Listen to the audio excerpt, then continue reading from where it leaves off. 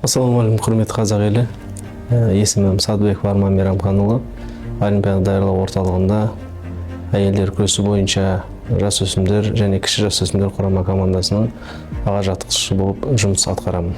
2025 жылды қорытындылай келе, бізде үлкен тарихи жеңістерге қол жеткізді деп есептеймін спортшыларымыз. Азия чемпионаты бойынша 17 жасқа дейінгі спортшылар арасында бір алтын, 2 күміс және 2 қола қол жеткіздік. Азияның алтынын бізге 11 жылдан кейін бізге Мұхат Жайдар сыйлады. Бұл айтқан кезде үлкен рахмет.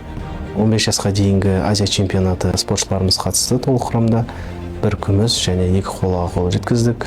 Енді бұл нәтиже біз 3 жыл бойы осы нәтижемен келе жатырмыз. 1 күміс, 2 қола. Әлем чемпионатында бізде 1 алтын және 2 қолаға қол жеткіздік. Әлем чемпионатының алтынын Османов Матхия жеңіске жетті және бұл тарихи жеңіс.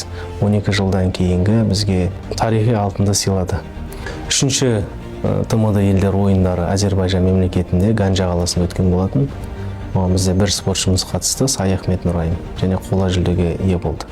Үшінші Азия ойындары Бахрейн мемлекетінің Манама қаласында өткен болатын. Онда біз 5 спортшымыз қатысып, 3 спортшымыз жүлдеге ие болды, 2 күміс және 1 қола.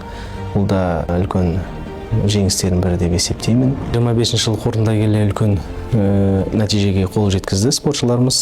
Әрине бұл менің ғана жеңісім деп есептемеймін, менің ғана жұмысым деп есептемеймін. Әрине қасымда әріптесім, әрі досым Нұрғожа Дәулетті айтсам болады. Әрине бізге бірге жұмыс, бір планды қойып бірге жұмыс істегеннің арқасы деп есептеймін.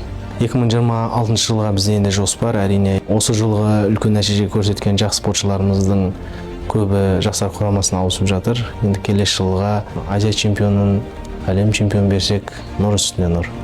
Олимпиада даярлау орталығына әрқашан үлкен рахмет. Бізді қолдап, әрқашан форма болсын, экипировка болсын, бізде медикамент болсын, бізде әрқашан проблема болған емес. Енді бізден тек қана осындай қолдаудың арқасында біз үлкен нәтиже беруге тырысамыз әрқашан. Үлкен рахмет.